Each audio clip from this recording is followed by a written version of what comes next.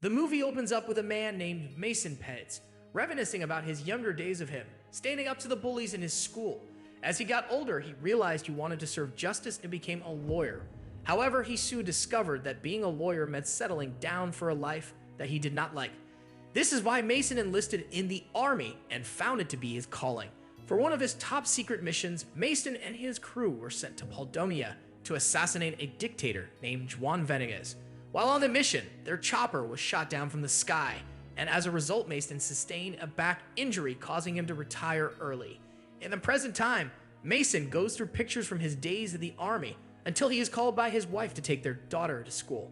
As Mason is dropping his daughter off at school, she tells him that a boy in her class has been bothering her. He absentmindedly tells her to punch the boy in his throat and leaves for work. There, a client visits him, claiming that he has been wronged by his phone company and wants to file a lawsuit against them. Knowing that he does not have much of a choice since he needs to support his family, Mason agrees to take on the case, even though the case is bogus. Once the client leaves, another man named Sebastian shows up at his office. Mason and Sebastian used to work together and were part of the mission to take out Venegas. Sebastian manages to convince a bored Mason to go along with him to his office. To his surprise, Mason discovers that his friend has started a private security firm called CDI, where he has all military-trained men serving him with military gear at their disposal. Mason is not impressed with Sebastian's work, claiming that private security at times acts like mercenaries, but his friend tells him that they only offer one service, which is security. At this point, Sebastian offers Mason a job and shows him a video of Venegas, who continues to rule Paldonia. He explains that a journalist, Claire Wellington, will be interviewing Venegas and needs a protection detail. Since this is the first interview that Venegas has ever sat down for, Claire needs security to make sure nothing goes wrong. At first, Mason does not want to take the job, but when he is offered 20 grand for it, he finds himself agreeing to accompany Claire to Paldonia. Later that day, Mason watches videos of Claire receiving an award for her outstanding journalistic work. Things take a turn for the worse for Claire as she finds herself in the middle of a scandal concerning her witnesses and is blacklisted. Just then, Mason receives a call from his wife and rushes to his daughter's school, only to find that she has punched a boy and has gotten into trouble because of what he had told her. Back at home, Mason and his wife get into an argument and she ends up kicking Mason out. Before he leaves, he tells his daughter that he is going away for a job. The next morning, Mason arrives at Claire's house to pick her up, but she mistakes him for a fan and gives him an autograph before dismissing him. When Mason introduces himself, she rudely asks him to help her with her luggage, and the two of them leave for the airport. On their flight to Paldonia, Mason conducts more research on Claire and discovers that she is known for interviewing high-profile celebrities. Seeing and watching her interviews, Claire joins Mason and he asks her why she is choosing to interview a dictator. Not pleased with his questions, Claire asks him to mind his business and focus on protecting her, since Venegas does not sit down for interviews often. Once they land in Paldonia, Venegas welcomes them on the tarmac. Claire is surprised to see how charming Venegas is and happily sits in his car as they are escorted to his palace. They drive through the town and barely make it to a bridge, but the car in front of them blows up. Due to his trauma, Mason freezes up, and despite Claire asking him what they should be doing, he continues to stare out the window. Venegas begins to scream that some of his people have been trying to overthrow him and that the attack might be their doing. Hearing this, Mason jumps into action and takes over the steering wheel. He manages to maneuver the car just as a militant with an RP fires at them. At the last moment, Mason manages to avoid getting hit, and while the militant reloads the RPG, Mason speeds up the car and runs him down. He realizes that this is only the beginning of their problems as more militants appear in front of them and start shooting. With no way off the bridge, Mason grabs a gun from the dead driver next to him and begins shooting the militants, taking all of them down. He then tells Claire that they only have a few minutes until more militants arrive and insists that they need to return to the States. Claire does not want to leave knowing that the overthrow of Venegas could be the scoop to win her reputation back. However, Mason refuses to let her stay and heads into the forest next to the bridge. When Claire sits down to rest for some time, Mason pulls out his satellite phone and calls Sebastian, asking him to send a team to extract them.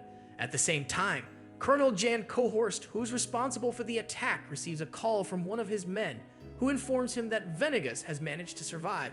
Frustrated, the colonel calls Venegas' nephew that his uncle is still alive immediately crushing his dreams of ruling Poldonia. Meanwhile, Venegas, who had followed Claire and Mason into the forest, asked Mason to hand him the satellite phone. Since Mason hates Venegas for getting his friends killed, he refuses to do anything to help him and points his gun at the dictator. Claire manages to defuse the situation and hands the phone over to Venegas. He makes a call to his nephew and quickly figures out that he was behind the attack. He then tells Mason that they need to head back to the capital so that he can put a stop to the coup. However, Mason refuses to put them in danger again and calls Sebastian to confirm that help will be arriving soon. Sure enough, Mason and Claire spot a helicopter headed toward them. While Claire mourns over the lost opportunity of interviewing Venegas, Mason notices two mercenaries getting off from the helicopter. He tells Claire to run and the two of them begin running for their lives again. The helicopter starts shooting at them, but Mason makes use of his snipping skills and shoots the pilot dead, causing the helicopter to crash. The mercenaries continue following them inside the forest, even after they get separated. Just when Claire is about to get caught, Mason takes down one of the mercenaries, but gets injured in the process. Behind him, the other mercenary shows up and threatens to shoot them, but before he can do anything, Venegas comes up behind him and shoots him. Venegas takes Claire and Mason to a small village nearby where he had spent his childhood and gives them time to clean up so that they can conduct the interview. Sometime later, Claire begins interviewing Venegas and asks him who he thinks is behind the coup. He informs her that his country is rich in minerals and oils and that some corporations were using him to extract oil in a way that was benefiting them. As soon as Venegas refused to continue playing by their rules, they hired mercenaries to take him out and bring someone they could control to power. He then promises that he will try to bring peace to his country. Pleased with the interview, Claire insists that she wants to head to the capital with Venegas and capture the Kublav. Once again, Mason tells her that she cannot do that. That night, Claire and Mason share an intimate moment, but he shuts her down, claiming that he still loves his wife. In the morning, Mason prepares to leave with Claire when Venegas joins them and asks Mason if he has ever wondered why he was sent to Poldonia just in time for the coup to occur. Not being able to dismiss Venegas' words, Mason calls Sebastian, who confesses that he was hired to kill Venegas.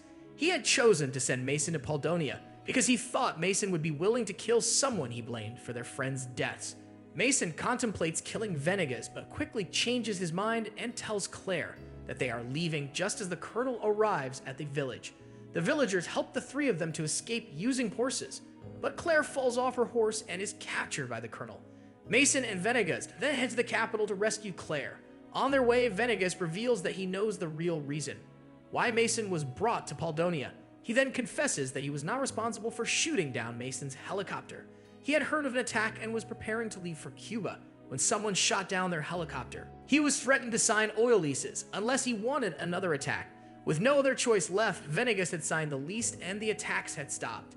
Since Venegas was now refusing to be a puppet, he was getting replaced by someone who was easier to control.